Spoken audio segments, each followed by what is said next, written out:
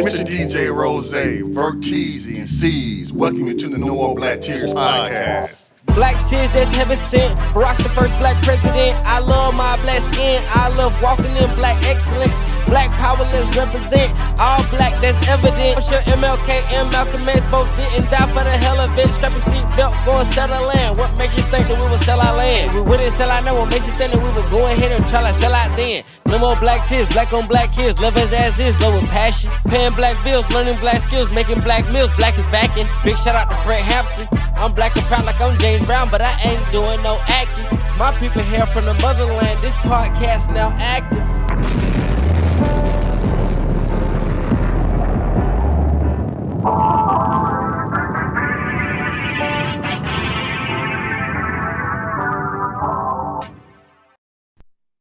No More Black Tears Radio. We back in the building. You know what I'm saying? Me and Verteezy. It all happened in a week. So this week in sports, we're going to start with the WNBA. So the WNBA, it's doing their preseason. The regular season is going to start next week. So what's your thoughts on this upcoming WNBA season, Rose? Like, what are some players and teams you're just looking forward to watching for whatever reason? Just Atlanta and Angel Reese to see what Atlanta does, and then in Las Vegas Aces, and also the Dallas with Fudd and Page and how that's going to work out. But that's probably it. I guess Indiana Fever too. I guess them too, yeah, because they picked up one of the South Carolina girls, Raven Johnson. But this probably those four teams, and I guess also the expansion team to see how they look. But I was watching some of the preseason games, but I'll let you go ahead and get to it, and then I'll get into that in a little bit. Yeah, man. Players, I would say Angel Reese, obviously, because she plays for the home team. Shout out to the Atlanta Dream. No More Black Tears will be in the building for 1 or 2 games this season. Caitlin Clark, obviously, because we could potentially see, she got hurt a lot last year, but her rookie season was very transcendent. So is this going to be the year that she makes that step to being considered one of the best players in the league? She's already one of the most transcendent and popular players in the game, but will she actually make that transition to when we're talking about her, she's in that top 5 conversation of player currently in the WNBA? Paige is another player that I'm looking forward to seeing this year because she had a good rookie season. She was very touted out of college a couple years ago, and now she should be completely fully healthy and acclimated to the WNBA. And when they had their preseason game, you was hinted at the preseason when they had the Wings versus the Fever. A lot of people talked about that game, and both players looked very well. Probably the last player I probably would be interested in seeing, just the obvious of Aja Wilson, only because she's been so dominant the last 2 years, Rose. Is she going to start having that type of dominance that Jokic has had, but with the championships? Like, are we going to see a third consecutive MVP for her? Because she's already got, 4 league MVPs? So this would be 5 total. I think this would be her third consecutive if she was to do it again, as well as, she won Defense Player of the Year, I think, last year, too. Mm-hmm. She won a championship. So it definitely would be interesting to see, because last year, she made the gap so big between her and the second best player. Like, does that gap increase this year? Or is there somebody on another team that we see them start coming up to? Because there's players I didn't name that have been in the league for a couple of years, like the Erica Buka from Dallas, who had a good season last year, and other players. So, we'll have to see. But what was you going to say about the preseason, Rose? Oh, yeah. I was saying there was nothing on TV the other night, and I flipped to the channel and it was the W was on, so I watched it, and I'm like, I said, oh, okay, I'm glad y'all getting $1 million salaries now and things like that, but what Bubba Dub say? Trash. I'm talking about bad. I'm talking about trash. I'm talking about it was not interesting to watch. Like it did not. It was I'm trying to make it not so hard, but it was terrible to watch. It was not fun at all. You know what I'm saying? I don't know because I was sober or what, but it was hard to watch. It was very hard to watch, and I'm like, dog, this is all y'all got. This is what y'all bringing to the table. But Yeah. Well, we had our WNBA fantasy draft and No More Black Tears today. And, MGH picked last because he was the defending champion. So, speaking of people who are champions, sticking with the WNBA, who are some of the teams, like if you had to give three teams maybe, if you could think of more cool, but three teams that you look at and be like, they should be going into this season with championship aspirations. okay, of course, Las Vegas, then New York, and I want to say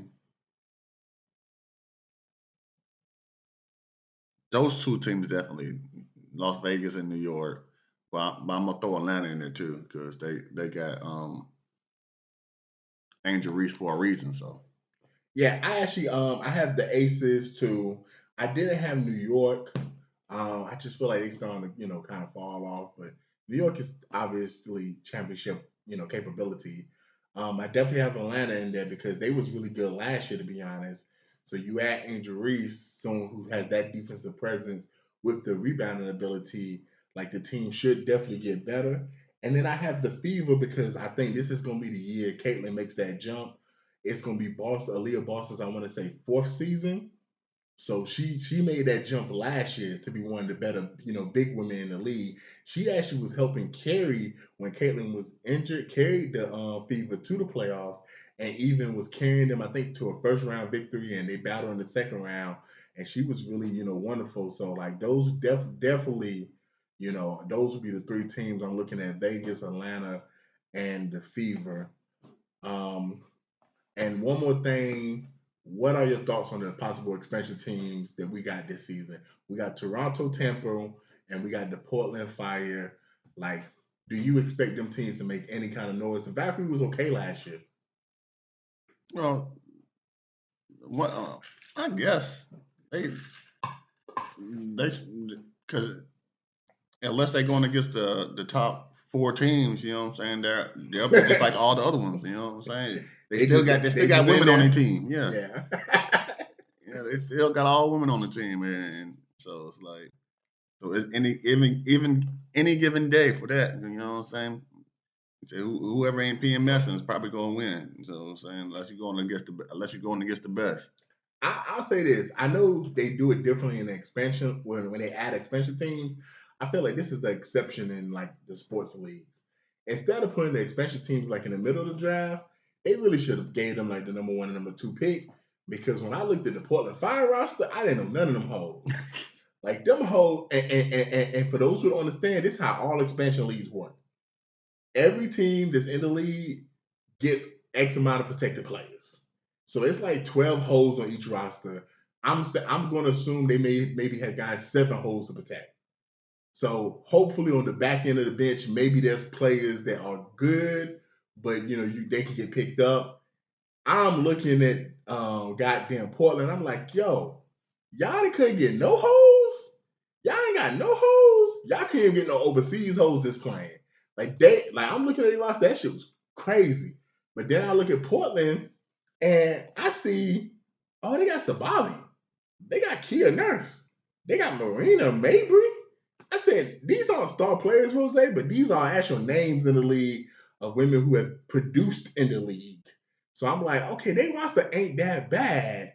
But yeah, they definitely should have got like the number one and number two pick. They should have had opportunities to get talent on their teams. But I ain't gonna lie, next year's WNBA draft is supposed to be a really good one. So maybe they'll get the number one and number two pick next year. But yeah, I ain't gonna lie, these expansion teams might be getting trounced all season. Yeah, it's so crazy that these teams are these holes are so unknown that if you go on there and pull up their roster, You know, I like on back in the day on NBA Live when it was somebody on the end of the bench. Oh, ain't no picture. They ain't had no picture. Sometimes they just give you a creative person face. Yes, I'm talking about they ain't even got no picture of these hoes. they don't even have their weight. All they have is their height. Damn.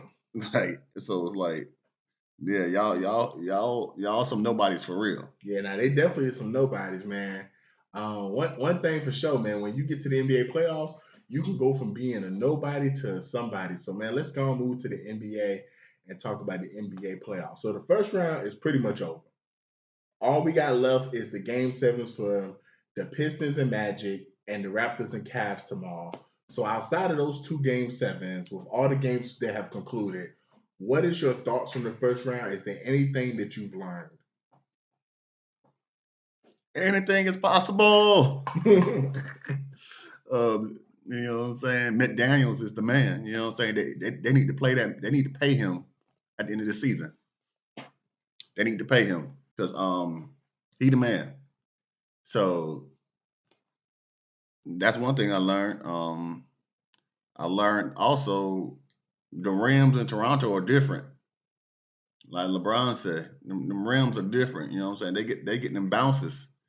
You know what I'm saying? So and and James Harden and Mitchell are who we thought they were. You know what I'm saying? Why y'all going to a game seven? Like y'all can't have put them guys away. Yeah. I think we learned that it was only two clear cut dogs, like teams that was just straight dogs in the playoffs. Mm-hmm. And that's OKC and the Spurs. Those are like every other team, and this is not saying that these other teams can't make it to the finals and potentially win it, because you know injuries play a factor and you just never know what happens in the second round and so on and so on. But the only two teams that looked dominant all regular season did their first round matchups and continue to look dominant. And I saw nothing in the first round to make me feel like the champion is going to come out of OKC or San Antonio. Like they did what they're supposed to. All these other teams, like I'm looking at all these other series. We were going to have two game sevens tomorrow. We just had a game seven tonight. That game could have went either way. To be honest, it really could have went either way. I'm looking at the Knicks series, how they beat Atlanta, but they look so bad in two of the games against Atlanta. The Lakers, right when you start believing that they can be a dominant team, Houston without KD wins two games, and they actually looked good and blew them out one game. And now we still trying to speculate: is Luka going to come back? Like that. There was a lot that happened. In the first round. It's like, okay, yeah. All the other teams, it's OKC and the Spurs or the field. And if you're making me take the field, please give me OKC and the Spurs. I don't want the field because the field looks like it got piss on it. Yeah, yeah. It's like that. Yeah, I don't. Man, if the Eastern Conference is like, All those teams are just basically the same. yeah, the least in conference. You know what I'm saying? But we gonna see. I think the best matchup coming up in the second round, and it's gonna be the Sixers and the Knicks. Um, and like can Embiid stay healthy? Can he stay off the floor? You know what I'm saying? And he going up against Cat, and can Cat put up some numbers against him? I'm interested in watching that series, but other than that, man, I mean, the best potential matchup in the East, and both these teams have to win their game seven. It would have to be, to me, it would be Pistons and Cavs. Like if they both can win their game sevens, yeah. I feel like I would rather watch 7 games of that than 7 games of Knicks Philly. I just feel like the Cavs have been one of the better offenses all year. Pistons has been one of the better defenses all year. Like you got Cade going up against Donovan Mitchell. Like I feel like that would be a very interesting series, and we would have some memorable games potentially. But I'm not gonna lie. This first round in the East made me just so unexcited for the second round in the East, to be honest. Because the fact that some of these teams have went 7 games with some of these teams and got pushed, yeah, I'm just looking at a lot of these teams like y'all all got exposed, to be honest. Like ain't none of y'all really dominant. Um, before we move on to the second round fully, in the first round, man, was there a team or a player that just really disappointed you and made you be like, you know what, you didn't do what I thought you would do, or you might not. We might need to look at you differently now. I don't know if I'm gonna look at the Joker differently, but I don't think he did. He should have. He didn't do what he was supposed to do. But I don't know if I'm gonna look at him differently because we always looked at him as, you know what I'm saying, a walking triple double, and that's basically what he did. But he did not. He's supposed to, especially after Anthony got hurt and Vincent, their starting backcourt got hurt. They supposed to they supposed to win that game. You're supposed to take over that game, and you're supposed to win it. You know what I'm saying? You're one of the best persons in the game in the world.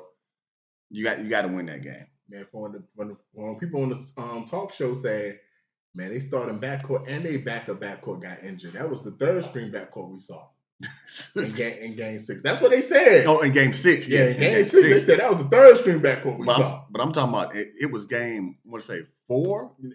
Hey, I'm gonna keep it 100. Game 4. What? No, was it game 5? No, was it game 4 that Ant-Man got injured? Yeah. Game 4. I think it was. I don't know. Yeah, game 4. I'm gonna be honest. When a nigga dropped 40, it don't matter, man. That you gotta just eat that. That nigga Ayo dropped 40. I'm not mad at that. But game 5 and game 6, yeah, I agree with you. Joker, you supposed to find ways to win those games, man. But that game 5, well, he did win game 5, but yeah, that shit was crazy. I would say Jalen Johnson. The Nuggets disappointed me the most as a team because that just showed me maybe the Nuggets don't have the team around Jokic to win, and they need to figure something out in our season. But they cannot bring that same team back and try to compete because they look worse without Michael Porter than they did with him. But as far as a player, I thought Jalen Johnson was going to have the opportunity to be in the playoffs, shine, and be the star he's been all regular season. Me and TTK was talking about this. When you're the fan of a team like Atlanta, or let's just say the Cavs, some of these smaller market teams, or these teams that's not on ESPN all the time, we know how good certain players are, Rose, because that's our team. But when the playoffs come, or it's like a Monday night or Sunday night game, and a player that we know is great plays like doo-doo, the rest of the world looks at it and be like, I thought y'all said this nigga was good. So even though Jalen Johnson, I think Jalen Johnson is the top 20 player in the league right now. But he didn't play that way for the Hawks. And I just want to, just to make sure my point is very clear for the people listening, me and TTK was talking, and I used B. John Robinson as an example. We've been saying since B. John rookie season, he was the man in Atlanta, Rose. Mm-hmm. The first time they got on ESPN and said he was the man was that Monday night game after the Rams, if you remember. Mm-hmm. That was after that game. That's when all the people on Sports Center and Fox Sports start saying B. John might be the best running back in the league. But if you a Falcons fan, guess what? We've been saying that for 2 years now. That's how bad it is when you're fans of some of these players that play for some of these teams, and that's the sad part for Jalen Johnson. Had he played the way he was supposed to play in this first round, and especially what was down the road in the second round, he could have, when the playoffs was over, people would have been talking about him like he was a top 10 player. Now he's going to go in the next season and no one's even going to know his name, to be honest, because he was just so average. He wasn't terrible. He was just average. Same thing with Nickeil Alexander. People we had seen the progress he has made, but he was just so below average. He was a ghost. So before we move on and finish off with the playoffs, what do you think is going to happen in this second round? And yes, we got 2 game 7, so you can predict who you think is going to win and how you think their potential series will work out. So right now you got Lakers and OKC, Rose, T-Wolves and Spurs, Philly and Knicks. And it's so funny because the 2 game 7s are basically the matchup. So whoever wins out of the Raptors and Cavs will face the winner out of the Pistons and Magic. Yeah, so I think in the game 7, I think the Cavs are probably going to win. And I think Orlando's probably going to win. I So think you got Cleveland, Orlando. yeah, and I think the last time they played in the playoffs, what was LeBron played Dwight? probably so, and Same outcome or different outcome? yeah, Orlando beat them last time. I think Orlando will probably beat them this time. Yeah. So, and I'm interested in seeing only like I said, I'm interested in seeing the Sixers and the Knicks, and I don't know when Ant's coming back, but I would love to see him come back soon because I was interested in seeing how he was gonna do with the two faces of the league. You know what I'm saying? Him against Vic. You know what I'm saying? But I think he's probably not gonna be back for another week or so. Probably so, and if he do, he'll probably be hampered. So it's like Spurs are going to sweep them guys. Lakers, I agree. I think so too. Lakers go get swept. I think they're going to get gentlemen swept. Yeah. But I think they're going to get swept gentlemen swept so bad, they're going to wish they got swept. I think 2 of the games they're going to get blown out bad. Yeah, and Orlando's, I see them beating Cleveland if that's the matchup. If Detroit wins, I see Detroit beating whoever comes out of the other either the Cavs or the Raptors. You know what I'm saying? I see Detroit beating them. So whoever wins out of Detroit and Orlando, they're going to beat whoever comes out of Toronto and the Cavs, I think. Yeah, I agree with you. I think OKC and San Antonio are going to be on cruise control to the West Conference Finals. I'm going to say this, and this is going to sound fucked up. The playoffs in the West ain't going to start to the West Conference Finals. Can't wait to that matchup. Yeah, exactly. Everything we seeing right now in the West Conference playoffs, that's not really the playoffs. The playoffs ain't going to start to the West Conference Finals. That's just what I think, man. But in the East, the Eastern Conference playoffs have already started, and it's ugly. It's ugly to the bone.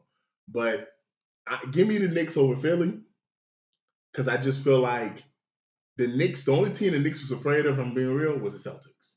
I think the Knicks are ecstatic that Philly beat the Celtics because they probably thought, man, I don't know, can we beat them 2 years in a row? I think the Knicks can take care of Philly. I don't think that series is going to go 7. I think it'll go 5 or 6. I think Jalen Brunson. I don't think Philly has the defensive personnel to fuck with Jalen Brunson. See, Atlanta had players that could play defense to kind of bother Jalen Brunson. Boston got players that can bother Jalen Brunson. I don't think Tyrese Maxey can bother. Like, Tyrese Maxey might get 30 this series. Brunson going to get 40 then. Like, whatever Maxey get, hey, add 10 to that. That's what Brunson going to get. Now, the real matchup will come down to Embiid and Karl Anthony Towns. And you know the issue with them 2 niggas? 7-footers that like to shoot too many threes. So it's going to really come down to whichever 7-footer decides to play like a 7-footer or whichever 7-footer is hitting their threes. That's how that matchup is going to go.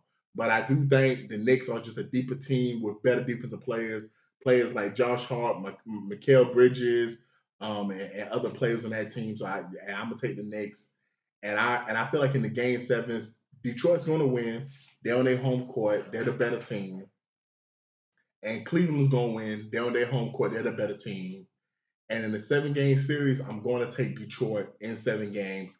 I mean, I had them going to the finals, and I'm going to continue to ride with them at least until the Eastern Conference Finals if they make it that far. Any final thoughts, Jose? No. Yeah, man. Only final thoughts I got is, I went to the Green Jackets game today. It was interesting to see the players. I remember I was talking to my brother, and he was telling me that it's a single A ball. So this is 2 steps before the major league. So, I mean, definitely if you're in the CSRA, definitely check out a Green Jackets game and support them out. It's a lot of fun activities to do there and a lot of free giveaways. Shout out to the Mumble. Gotta. Mr. DJ Rose, Verkeezy, and C's, welcome you to the No More Black Tears podcast. Black tears that's heaven sent. Barack the first black president. I love my black skin. I love walking in black excellence.